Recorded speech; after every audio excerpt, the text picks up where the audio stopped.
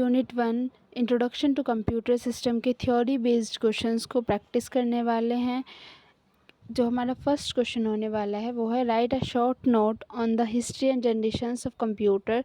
So history and generation of computer जो है वो हमारी 5 जनरेशन में डिवाइडेड हैं।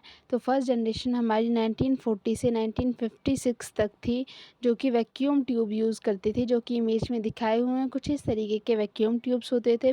ये वाले कंप्यूटर्स बहुत ज़्यादा लार्ज और बहुत स्लो होते थे। एग्जाम्पल है इसका ENIAC।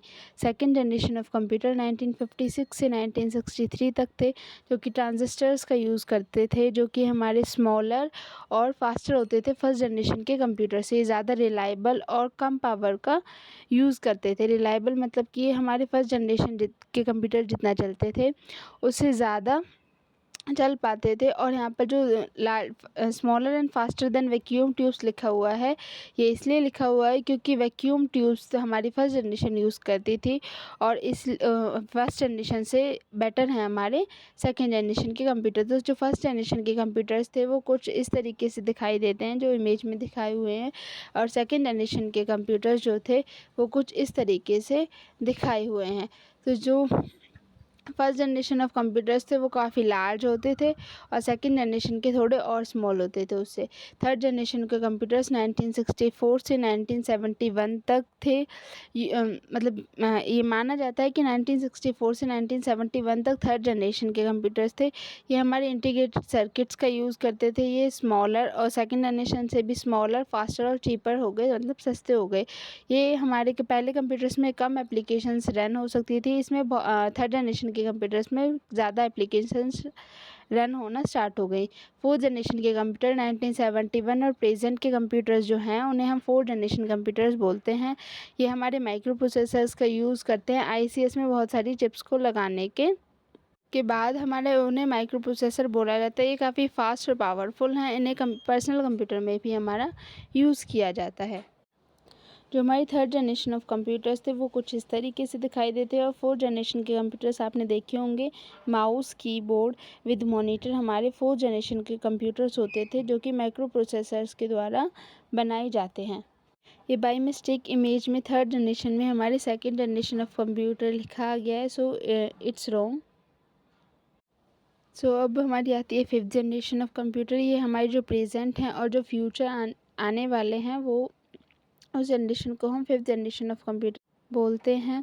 तो ये फोकस करता है आर्टिफिशियल इंटेलिजेंस के ऊपर, AI के ऊपर। इसमें हमारे जो रोबोट्स हैं वो ह्यूमंस की तरह सोच सकें और लर्न कर सकें, इस चीज़ पर ज़्यादा ध्यान दिया जा रहा है, जैसे कि वॉइस असिस्टेंट और रोबोट्स।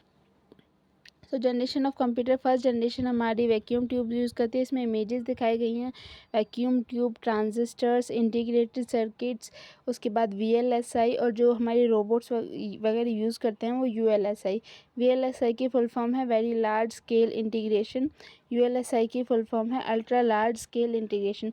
आप सभी इस क्वेश्चन का आंसर स्मॉल पॉइंट्स में भी लिख सकते हैं और बिना इमेजेस का यूज़ करके। तो हमारा सेकंड क्वेश्चन है what are the main characteristics of a computer.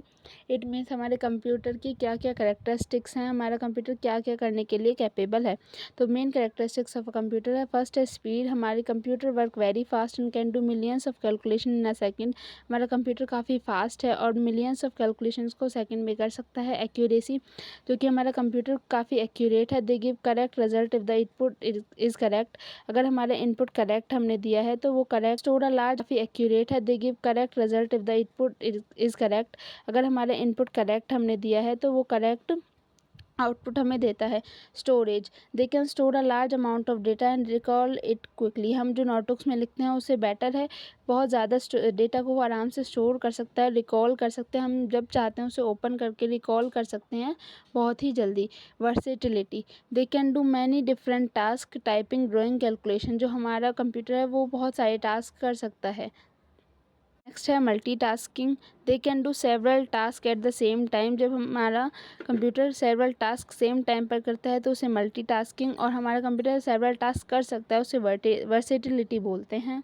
Next आता है हमारा automation. Once programmed they work automatically without needing instructions again. हमारा कंप्यूटर कुछ काम में ऐसा भी है, अगर हमने प्रोग्राम कर दिया है तो हमें इंस्ट्रक्शन दोबारा देने की ज़रूरत नहीं है, वो ऑटोमेटिकली काम कर लेगा। इस कैरेक्टरिस्टिक्स को ऑटोमेशन बोलते हैं। नेक्स्ट है डिलाइट। तो डिलाइजेंस का मतलब है unlike humans they don't get tired और बोर्ड।